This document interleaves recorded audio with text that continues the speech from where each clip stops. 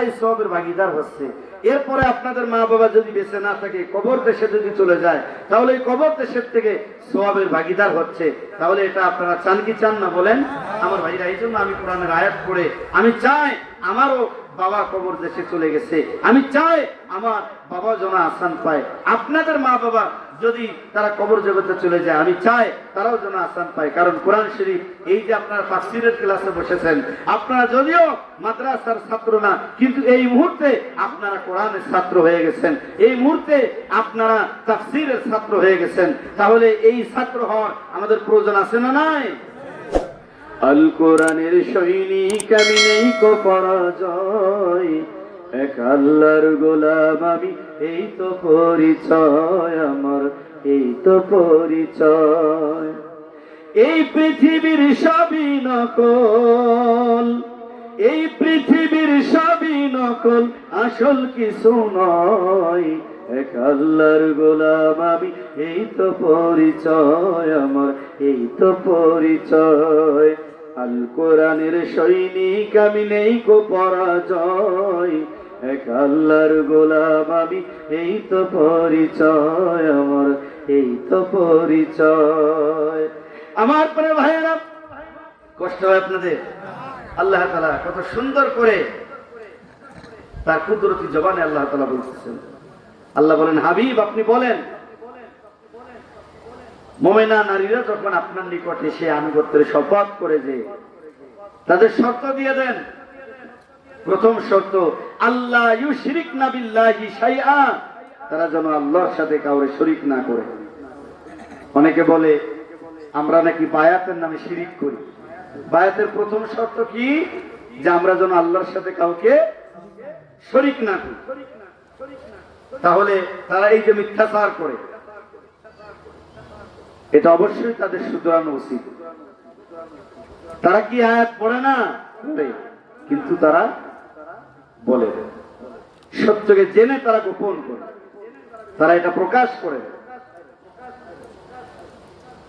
প্রথমে যে শর্ত দিলেন, তারা আল্লাহর সাথে কাউরে যেন শরীক না করে। তাহলে আমার আপনার স্ত্রী যদি দরবারমুখী হয়, এরা কি শিরিক যুক্ত হয় নাকি শিরিক মুক্ত হয়? শিরিক মুক্ত হইলে এটা ভালো না খারাপ? অনেকে বলে মহিলারা আবার পীরের দরবারে কি? মহিলারা কেন যাবে? মহিলারা ওই সমস্ত পীরের দরকার কি? মহিলারা বাড়ি থাকবে, স্বামীর খেদমত করবে, মহিলারা সংসারে পরিচালনা। মহিলাদের আবার ওইগুলো কি? মহিলারা পীরের বাড়ি যাবে কেন? হ্যাঁ, মহিলারা বাজারে যাবে, সমস্যা নাই।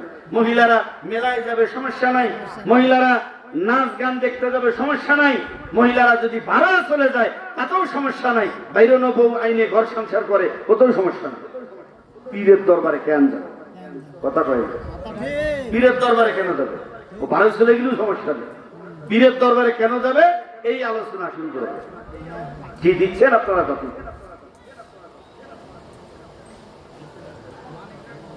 আমার প্রিয় ভাইয়েরা, এরপর আল্লাহ তাআলা বলেন, ওয়ালা ইয়াসরিকানা ওয়ালা ইয়াজনিনা ওয়ালা ইয়াকুতুলনা আওলাদাহুন্না।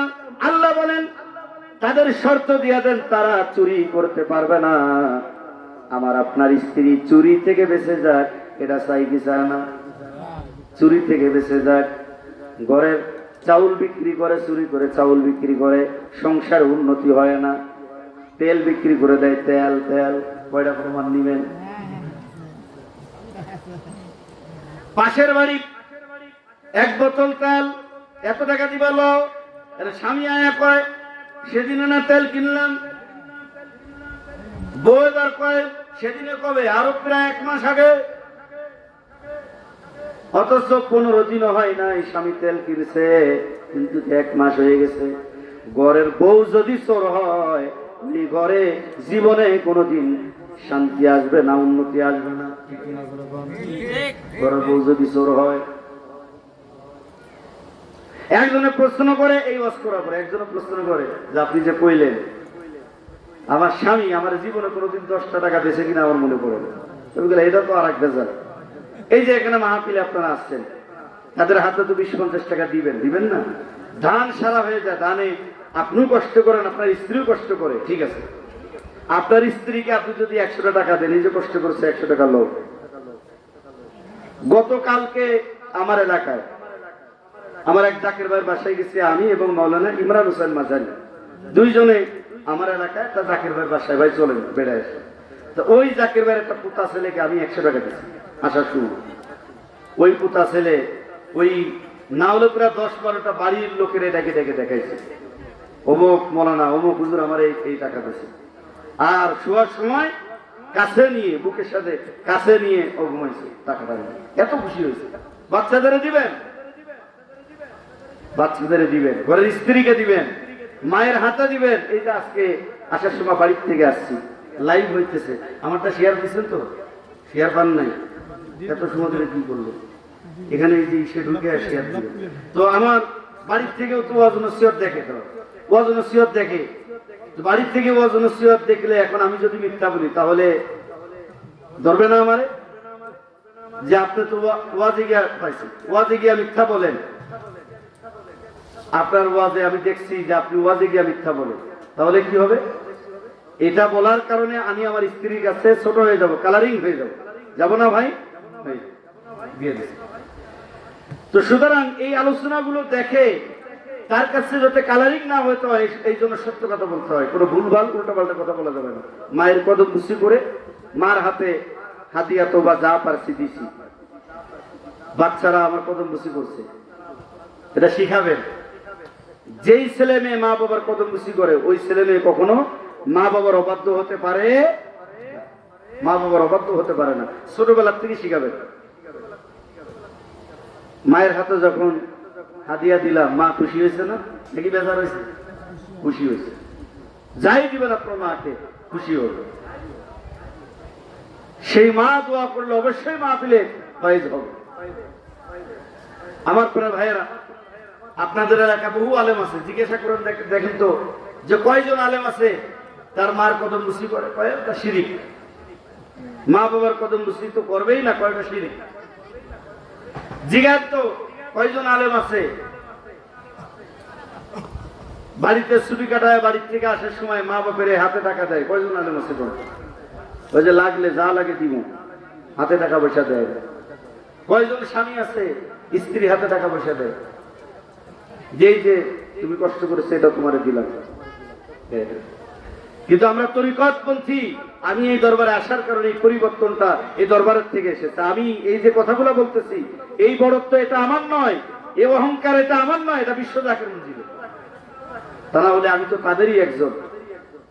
তারা দেখবেন মা বাবার সাথে খারাপ আচরণ করে, যারা মিলাদ কিয়াম বেদাত বলে, পীর মুরিদি বেদাত বলে, দেখবেন ওরা মা বাবার সাথে ভালো আচরণ করে না। খবর নেন না, ওরা দেখবেন ঘরের স্ত্রীর সাথে ভালো আচরণ করে না, পিটায়, গালিগালাজ করে। মহিলারা ফোন দিয়ে বলে যে আমাদের স্বামী আমাদের হাতে টাকা দেয় না। আপনারা টাকা দিবেন, ঘরের স্ত্রীকে টাকা দিবেন না, হাদিয়া নজরানা দিবেন। এই যে তোমাকে দিলাম, খুশি হয়ে যাবে। আমার প্রিয় ভাইয়েরা,